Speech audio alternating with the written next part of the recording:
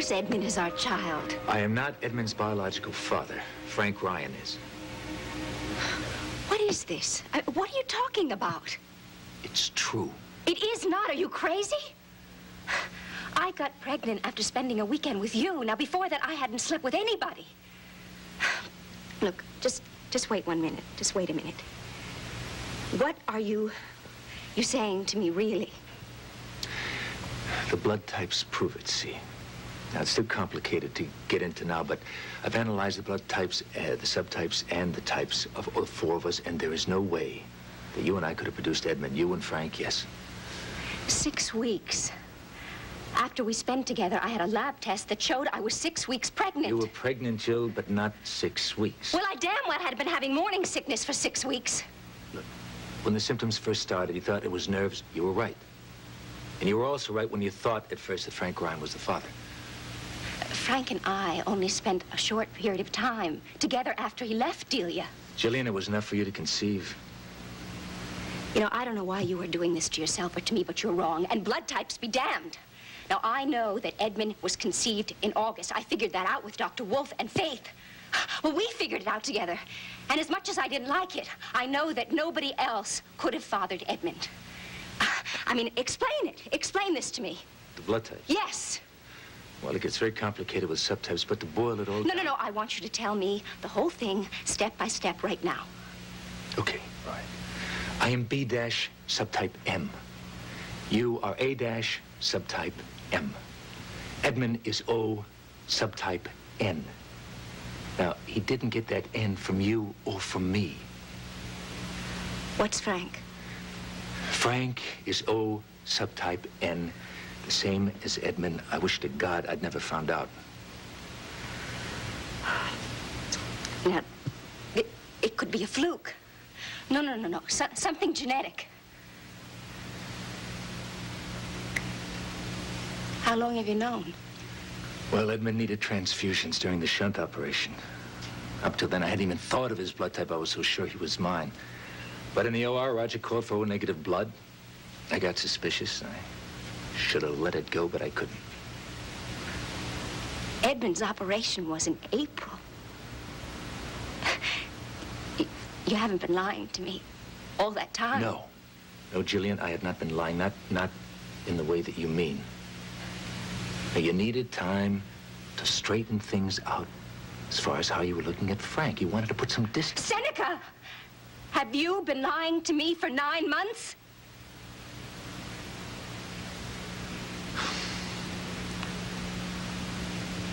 Yes.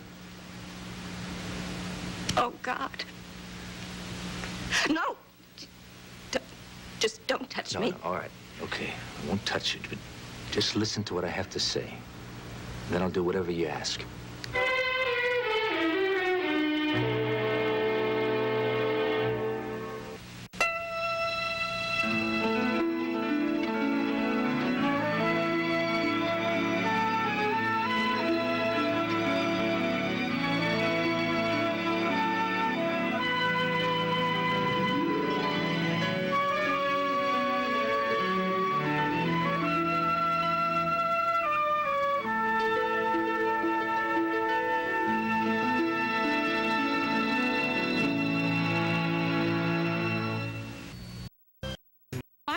Call 05.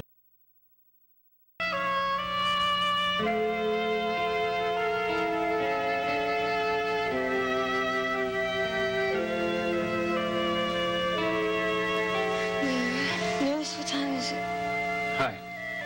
Patty, is it morning? So glad to see you. I've been waiting and waiting for you. It is morning, but just barely. It's 2 a.m. What's the matter? You can't sleep? I've been dreaming. I've been having such awful dreams. I keep on thinking that you don't want to be with me anymore. I keep on thinking that someone has turned you against me and you send me away somewhere. It is an awful dream. We'll have to think up a better one. And I keep on thinking that there's this man dressed in white. And he keeps on saying bad things to you, and you believe him. And then all of a sudden, I'm alone. Honey, the fall scared you as much as it hurt you. I think the fear is just coming into your dreams. I'm afraid. That's all. I'm afraid that I'm gonna make you so unhappy that you're gonna leave me. I'm here, and I'm feeling all right. By the time you're ready to be discharged, we're both gonna be in great shape.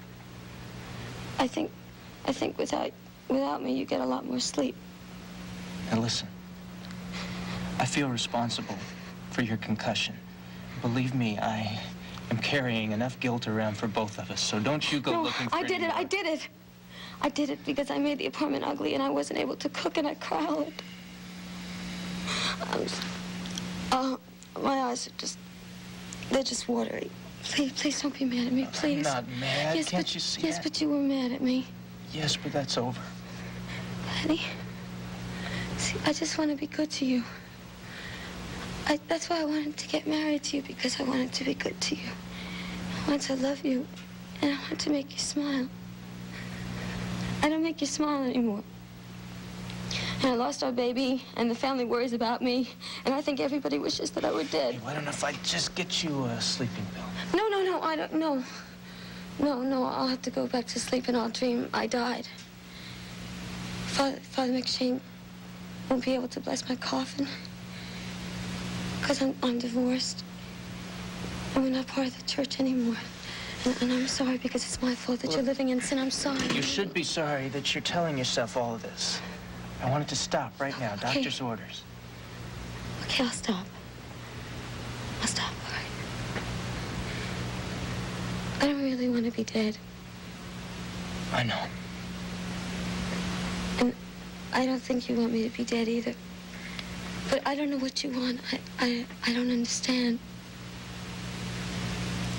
I want to get my head straight, figure out where I'm going, and get myself headed in that direction. You mean where we're going? Both of us, right? Yes. You need to have a direction, too. Well, I have the same direction as you. Always.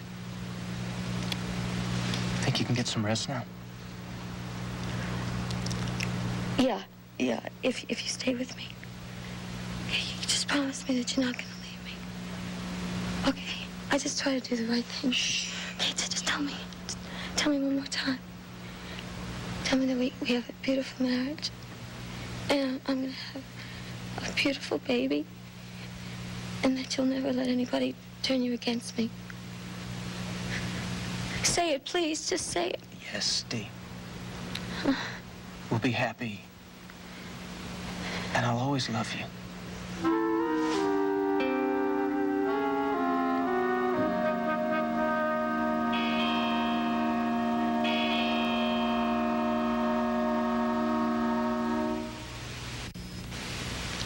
I wanted to tell you.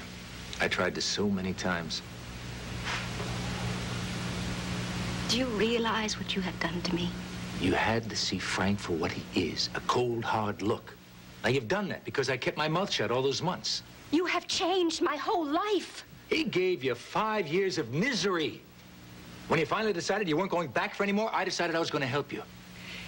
You changed Frank's life and Edmund's life and my life. You have played God with us, and it is monstrous. I'm sick. I mean, looking at you makes me sick.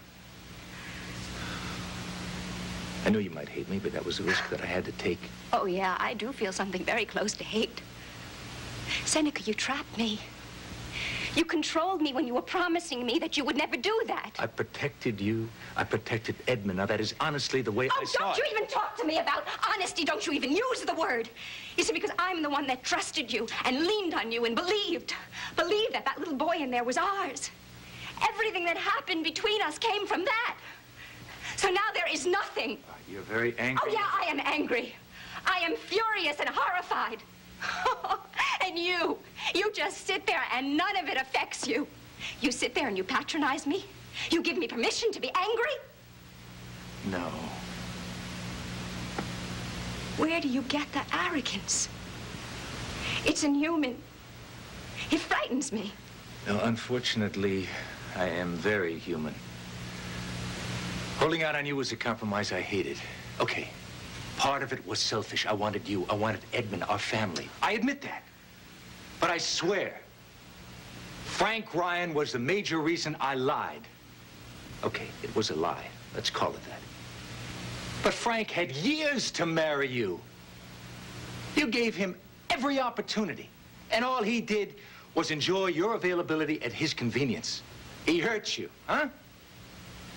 He walked away from you. Now, how could I know you and love you and not try to stop that? You mean, how could you resist manipulating me? Well, obviously you could not. I had no compunction to try and control you. If you think it was pleasant for me to Well, have what if it was so bloody painful for you? I mean, hearing Edmund call you Dada and listening to me jabbering away about how good and kind and sweet you were, then why didn't you just tell us the damn truth? Oh, I know. I know you thought I'd go flying back to Frank and lay myself at his feet. You're damned right. That's exactly what I thought. And you would have done it, too, as recently as 1 month ago. How dare you make that assumption? It was my right to know who fathered my son. Oh, boy, all the hell I went through trying to give you your rights as a father, and all the time you were denying me my rights. Seneca, I gave up so much to share Edmund with you. I put everything else aside. I gave up Frank. You worked yourself free of Frank. Tonight at the restaurant, when I knew it was all over, your feelings for Frank, my very next step was to tell you about Edmund. Seneca, your next step was to propose to me. I do that every other day. I didn't have that planned. I certainly didn't know you'd accept. And your next step after that was to come back here and make love to me? And then sit down and have a nice cuddle with Edmund? Jillian, I wanted to hold on a little. Well, I hope you enjoyed it. I love you. I love Edmund. We are a family. That little boy in there is my son. I delivered him. I breathed for him on the way to the hospital. Frank is his father. Frank already has one son that he ignores. Oh, come on, Seneca. He doesn't ignore him. He is with little John every chance he gets. Is that what you want for Edmund? Does it matter what I want? Does that change anything? You have been ruthless to us. Seneca, Edmund and I, we learned to trust you and lean on you and rely on you. I mean, you convinced everybody that you had a lifetime commitment to me. You even convinced Frank. Now, I don't like any of that, but I can't make it go away, and I can't control it. But neither can you. Not anymore.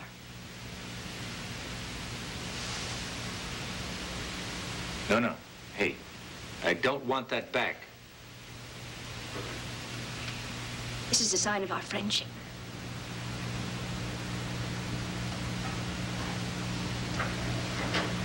I don't have any use for it.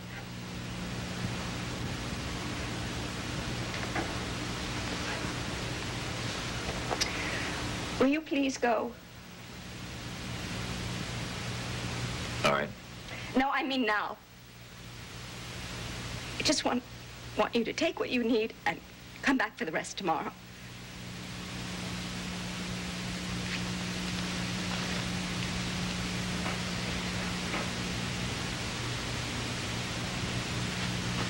You should have a few days to yourself. There's an awful lot for you to think about.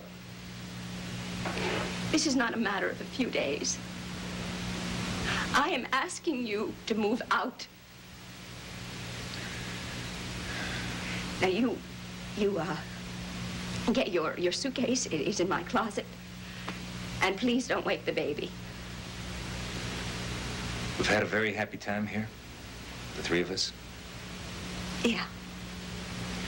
A very blind time. No, not entirely. You started to see Frank for what he is. Try to hold on to that, huh? You know, the person I'm really seeing very clearly for the first time is you.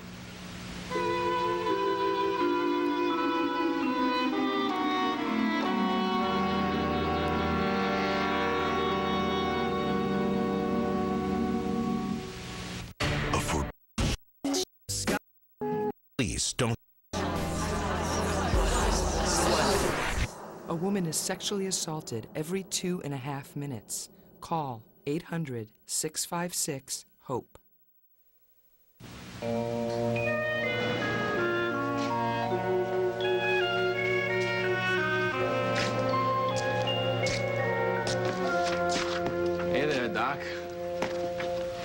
Where'd you come from? The office. Are you serious? Now, what do you think? You're the only one who works nights? No, actually, I was with Ray Woodard for the funeral, and then dinner. I just stopped by the office to pick up a brief. To read in bed? Well, I don't sleep like I used to. Me neither. How's it going? With Delia? And you? She's making progress. I looked in on her a little while ago, and she's fully coherent for the first time. It's not that she wasn't anxious, but she knew what she was saying, who she was talking to, where she was. That's the best possible sign. You don't sound very encouraged. Yeah? What do I sound? A little depressed.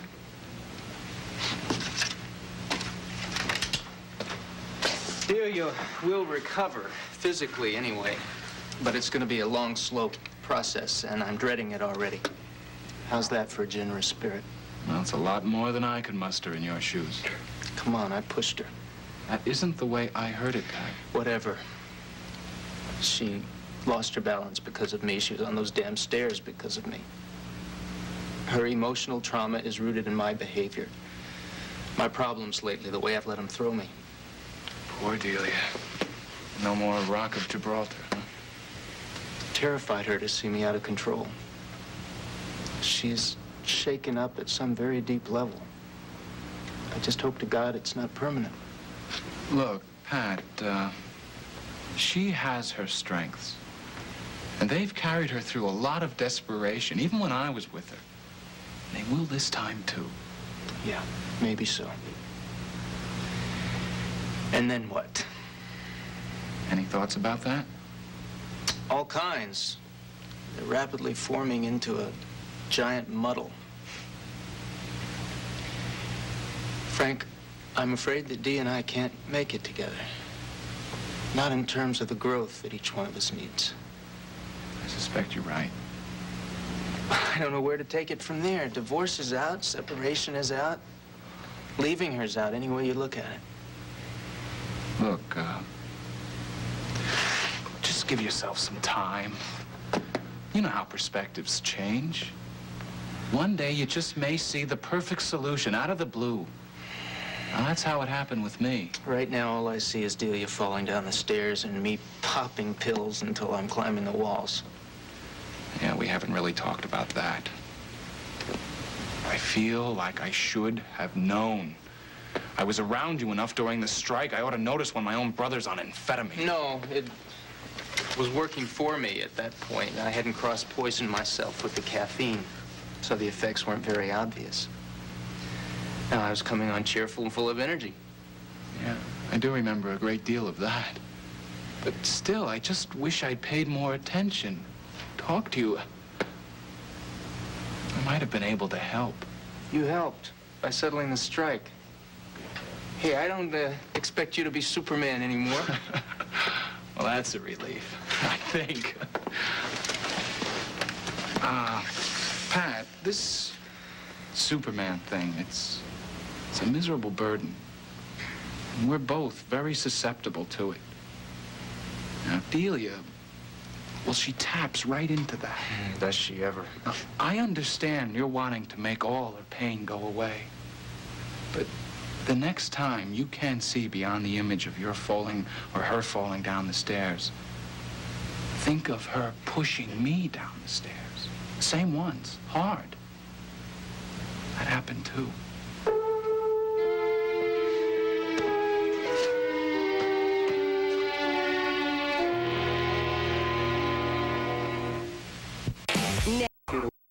Okay.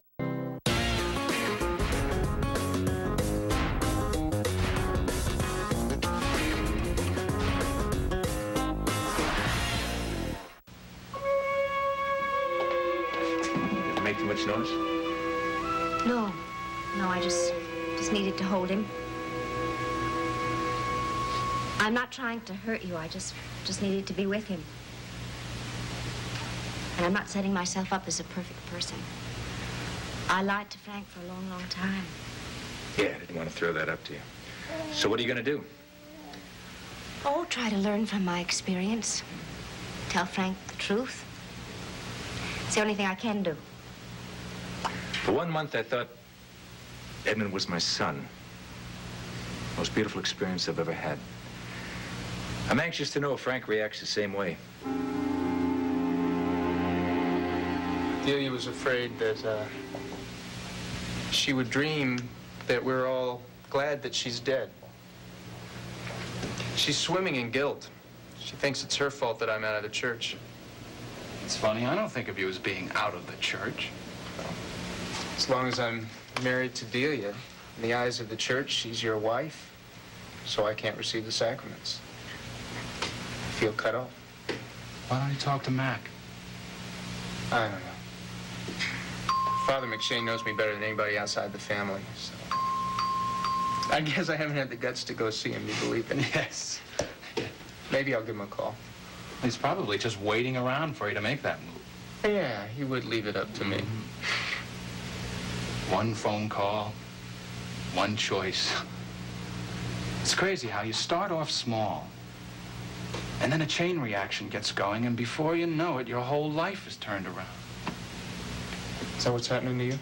It's been, well, it's starting to feel that way, yeah. Ray Woodard? She called me when that helicopter crashed in the park, and I came over here to help. Now I'm headed straight for Washington, D.C. and the Congress. I can almost see it, Pat. I can almost touch it. You were headed for Congress before you met the Woodards. Well, that was a different plan. When I had to scrap that one, I never thought I'd be able to start again. But I have. You will, too. See ya.